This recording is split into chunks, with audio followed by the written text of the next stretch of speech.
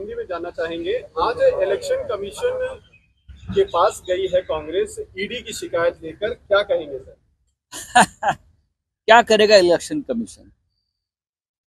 Election commission और ED में कोई ज्यादा अंतर नहीं है ना। दोनों भी तोते हैं बीजेपी के। इलेक्शन कमीशन का अनुभव हमने लिया है। यहाँ शिवसेना पार्टी जो बाला साहब ठाकरे जी की, उद्धव ठाकरे जी की लीडरशिप ऐसे उठाकर दे दिया गद्दारों को, बेईमान लोगों को। तो चाहे इलेक्शन कमीशन हो, चाहे ईडी हो, ये सभी संस्थाएं अभी सत्ताधारी पार्टी, चाहे बीजेपी हो या चाहे और कोई हो, उनके लिए ही काम करते हैं। जिस तरह से 5 राज्यों का चुनाव जो चल रहा है और उसी वक्त ईडी को साक्षात्कार हुआ कि राज्यों के जो प्रमुख लोग हैं अपोजिशन के, बीजेपी विरोधी, हाँ, उनके कोई इकोनॉमिक ऑफेंस है क्या, महादेव ऐप्स, ये वो, तो आपको पहले नहीं ये पता था कि आप थोड़े रुक नहीं सकते? हाँ, लेकिन इस देश में जो चल रहा है ये अभी 2024 तक ऐसा ही चलेगा। जैसे जैसे लोकसभा के चुनाव आएंगे और बढ़ेगा, चाहे महाराष्ट्र हो, चाहे छत्तीसगढ़ हो, राजस्थान, मध्य प्रदेश, पश्चिम बंगाल, जहां बीजेपी की सरकारें नहीं है और जहां बीजेपी हार रही, वहां ईडी जाएगी और वहां इलेक्शन कमीशन भी ज्यादा सक्रिय होगा बीजेपी के विरोधियों के लिए। अगर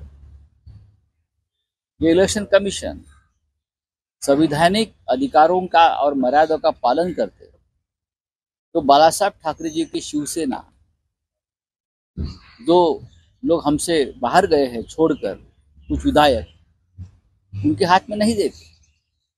तो इलेक्शन कमीशन में तो शिकायत करके आप क्या करोगे? ना आप राष्ट्रपति के पास जाकर न्याय मिल सकता है यहाँ, ना इलेक्शन कमीशन। बस आप एक ही उम्मीद है, देश का सुप्रीम कोर्ट, बस।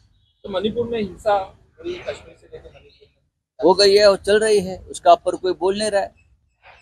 प्रधानमंत्री मोदी जी जो 5 राज्यों के चुनाव में प्रचार कर रहे हैं, अमित शाह जी गृह मंत्री 5 राज्यों में घूम फिर रहे हैं, मणिपुर और कश्मीर पर बोल रहे हैं क्या? दर दिन वहां हत्याएं, हिंसा हो रही है। हाँ, दूसरों को ज्ञान बांट कर फिर रहे हैं ना। लेकिन अपने नियंत्रण में जो राज्य है, जहां अस्थिरता है, जहां हिंसाचार हो रही है, पुलिस के ऊपर हमले हो रहे हैं, पुलिस की हत्या हो रही है, उसके ऊपर ना प्रधानमंत्री बोल रहे हैं, ना अमित शाह जी बोल रहे हैं, तो कौन बोलेगा? महाराष्ट्र में भी यही चल रहा है। सर, मुख्यमंत्री का एक वीडियो वायरल हुआ है दिल्ली में गाना गाते हुए, तो क्या हो गया? अगर किसी राजनेताओं में ये हुनर है, ये कला है, तो गाना चाहिए। क्या वो आदमी नहीं, क्या उसमें कला है? उनकी पत्नी भी गाती है, तो उसका ऊपर कोई, हम राजनीतिक विरोधी जरूर है, लेकिन अगर देवेंद्र जी अच्छा गाना गाते हैं तो जरूर एक ऑल पार्टी ऑर्केस्ट्रा हम रखेंगे और उनका गाना हम रखेंगे। देवेंद्र जी अच्छा गाते हैं, मुझे मालूम है। सर, आरक्षण के मुद्दे पर महाराष्ट्र के मंत्री ही आपस में भिड़ गए हैं, मराठा आरक्षण और ओबीसी को। अरे भाई, कैबिनेट में गैंग वॉर हो रहा है उस मामले पे, आपको मालूम है क्या? ओबीसी वर्सेस मराठा, इस मामले पर कैबिनेट में वॉर हो रहा है, कैबिनेट में गैंग वॉर हो रहा है। मुझे लगता है कोई मार खाएगा अंदर, एक मंत्री, एक दो मंत्री। इस तरह से पूरा माहौल बिगड़ गया है। कैबिनेट में जब बैठते हैं लोग, हमें जो अंदर से खबर आती है तो एक दूसरे पर चलकर जा रहे हैं। ऐसा नहीं हुआ और मुख्यमंत्री का कोई नियंत्रण नहीं। एक छगन भुजबल हो, दूसरे हो सातारा के शंभूराजे देसाई हो, सभी और भी नाम मैं ले सकता हूं। इस राज्य में स्थिति कभी नहीं आई थी। आरक्षण का कोटा बढ़ाना चाहिए सर, कुछ राज्यों में देखिए, बिहार में हो गया है, बिहार में, तमिलनाडु, बिहार और तमिलनाडु में हो गया है। अगर बिहार कर सकता है, तमिलनाडु कर सकता है, मुझे लगता है महाराष्ट्र कर सकता है, महाराष्ट्र कर सकता है।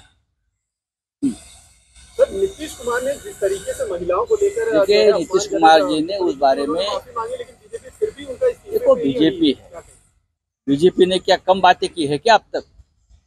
बीजेपी ने तो दर दिन देश की माफी मांगनी चाहिए, ऐसे वक्तव्य है उनके। एक नेता ने, एक मुख्यमंत्री ने अगर देश ने माफी मांगी है, महिलाओं की माफी मांगी है, मुझे लगता है वो मामला खत्म हो गया। सर यहाँ पे जो है अपनी पार्लियामेंट की पैनल ने जो है वो महिला मित्रा को जो है निकालने की बात की है, और क्योंकि जिस तरीके से उनके ऊपर एलिगेशन लगाए गए हैं, उसके साथ साथ दुबई में भी कई बार उनका आना जाना रहा है, ये सारी चीजें अभी सामने आई है और मैंने अब तक देखा नहीं है ना पढ़ा है। जब मैं पढ़ूंगा तो बात करूंगा।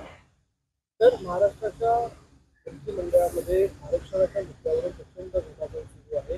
अनेक मंत्री ओबीसी विरुद्ध मराठा असा वाद घमासान जे सुरू आहे ओबीसी विरुद्ध मराठा, हा महाराष्ट्र जातीपातीमध्ये तोडण्याचा, फाडण्याचा जो प्रयत्न सुरू आहे त्याला यश मिळते। याचं कारण असं की महाराष्ट्रामध्ये अत्यंत कमजोर, दुर्बळ आणि अस्थिर सरकार बसलेलं आहे। मुख्यमंत्र्यांना कोणी जुमानत नाही, मुख्यमंत्री लादलेले आहेत दिल्लीने, भाजपवाले त्यांना जुमानत नाही।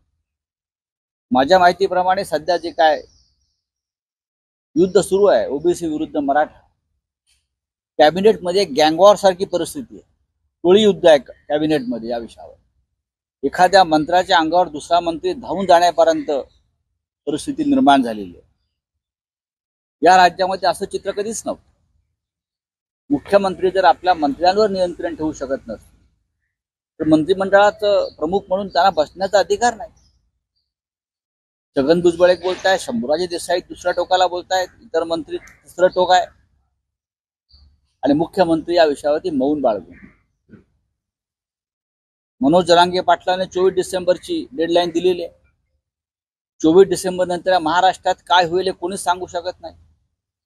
जरांगे पाटलांनी मुंबईचं नाक बंद करण्याची एक जो इशारा दिलेला आहे तो या मुख्यमंत्र्यांनी गांभीर्याने घेतला नाही तर मला असं वाटतं या देशामध्ये महाराष्ट्राची बेअब्रू होईल।